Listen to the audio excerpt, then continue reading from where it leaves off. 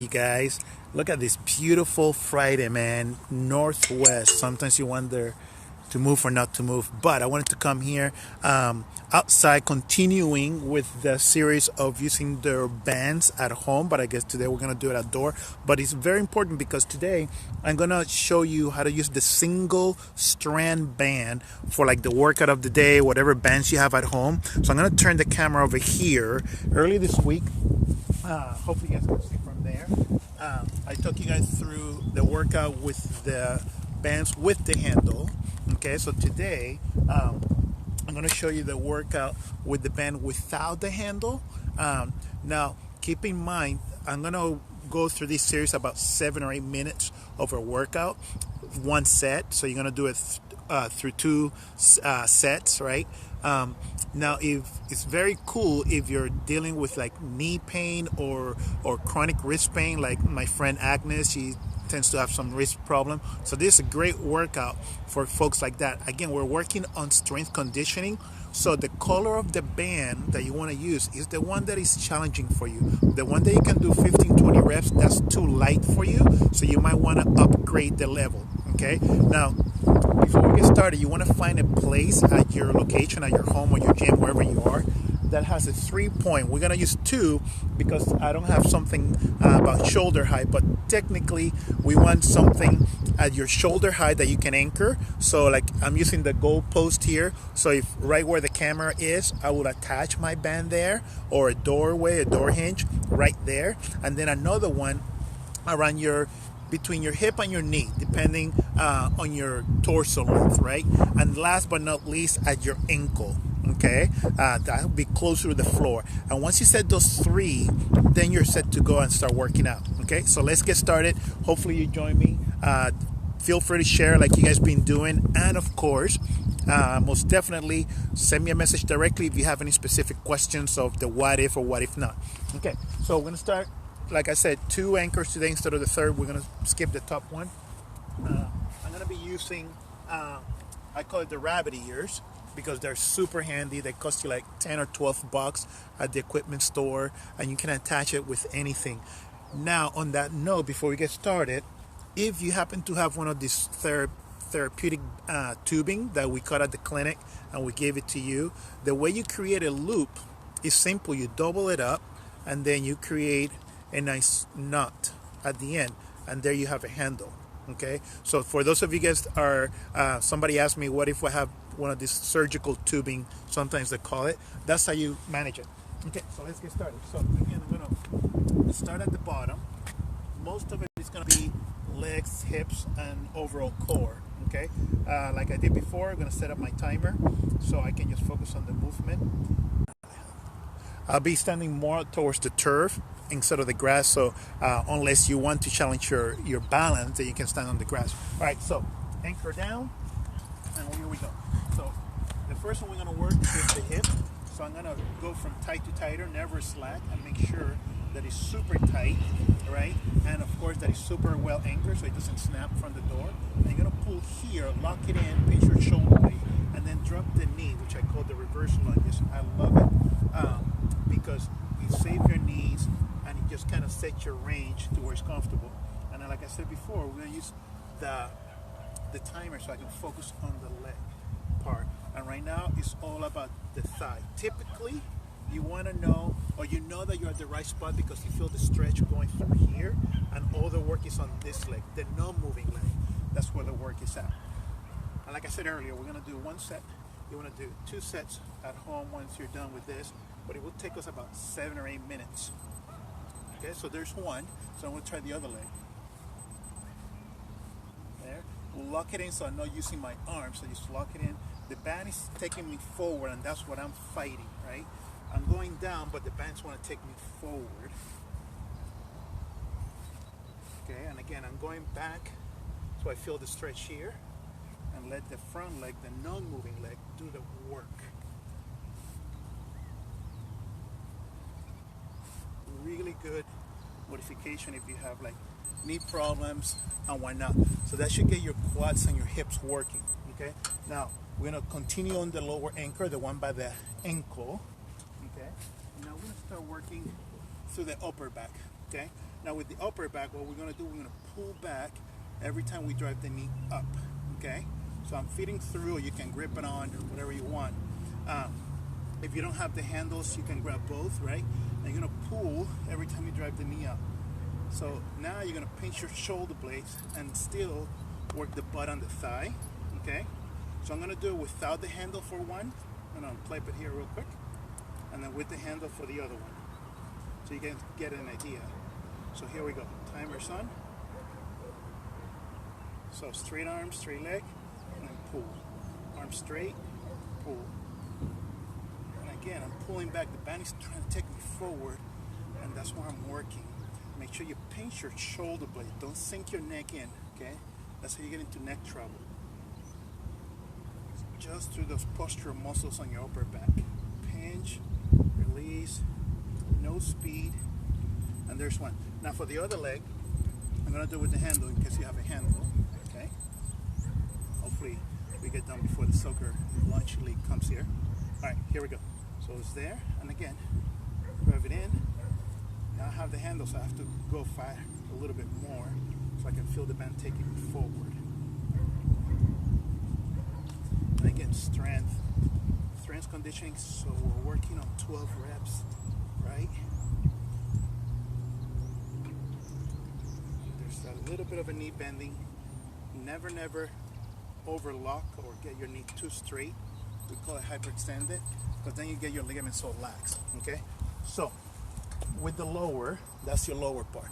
Now we're gonna start working on your obliques a little bit, so there's rotation component. I call it the corset. So you're gonna start rotating.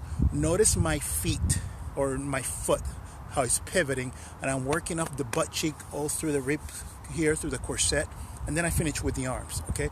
But just notice that, I know the arms will be distracting because that's the big movement, but just notice the small little guys, those where the key is, okay?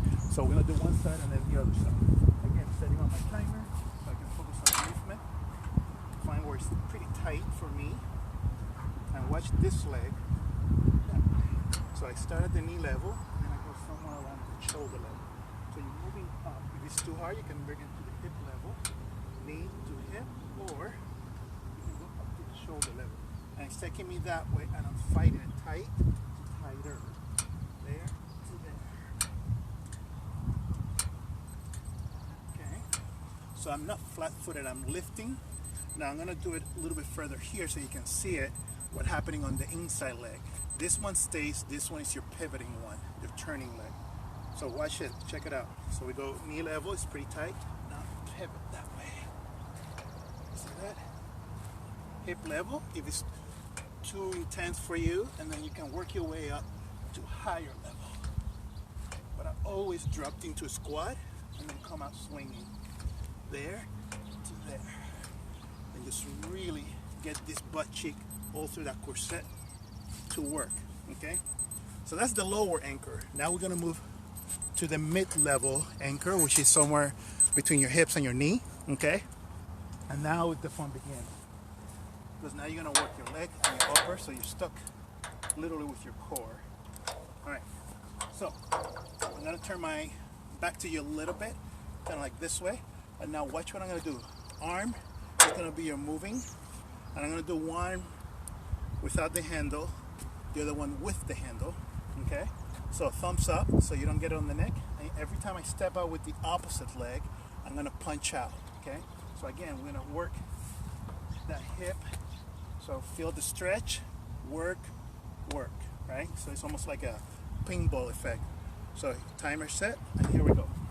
Opposite arm, opposite leg, okay? Go to your toenails, down there, toenail, and then back. So you get the heel up, heel flat, there. And thumb is up, so I make sure I don't get it here. I just want to get it through the front of the shoulder, back of the arm, and then this part is slingshotting me, so I got to stop it with my abdominals, okay? So I'm going to do it with the handle now. Get a good concept here with the handle. There. Find where it's going to take you for a ride. Opposite arm, so leg. I'm going to turn this way a little bit. Timer set. Here we go. Thumbs up again.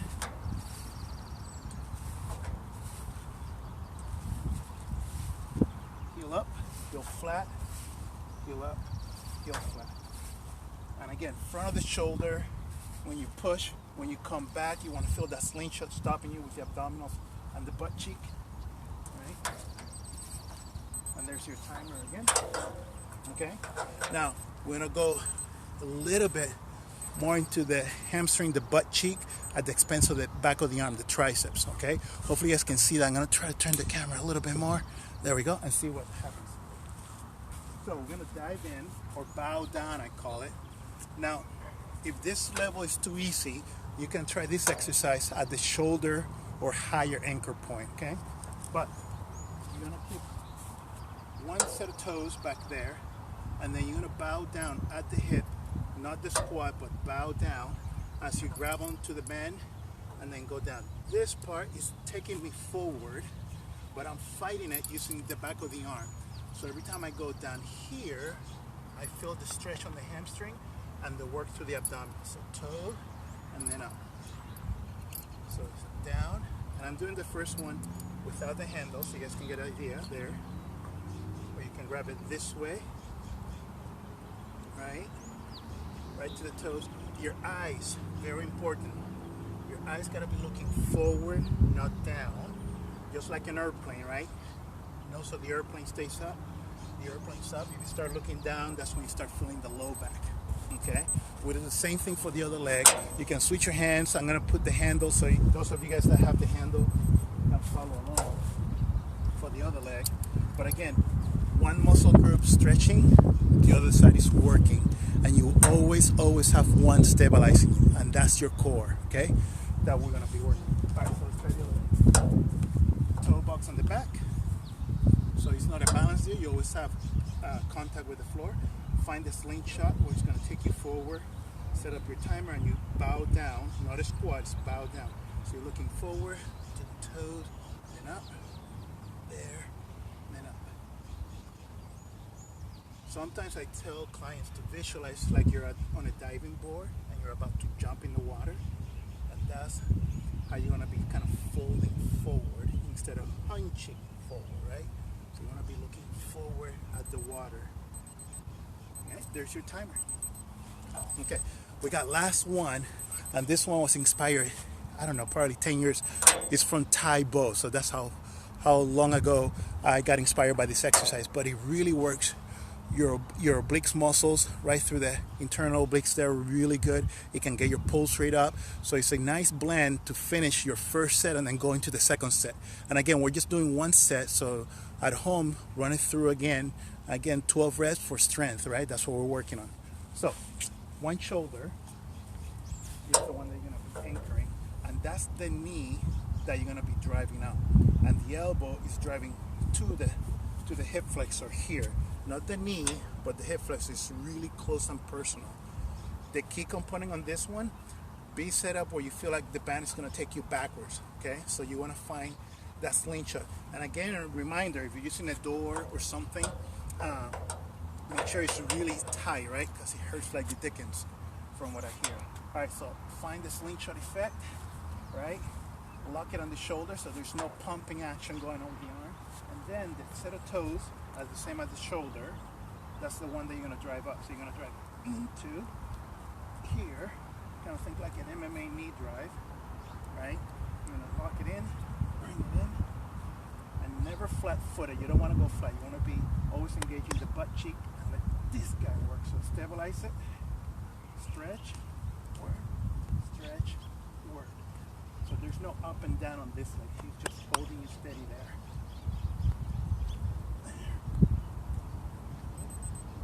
Here's one side, right? Great core exercise that you can challenge yourself up without aggravating your neck, hurting your knees, and all that backache that comes with people doing abdominal work. And it gets your pulse rate up, so you can move on to the next exercise. All right, one more side. I'm gonna do it without the handle this time, so you guys can see it. So I'm locking it in right here. I'm going forward. I can feel it's gonna take me for a ride. Setting up my toes, and then I'm going with this elbow to the hip, not the knee, the hip. So watch this. Set my timer here. There we go.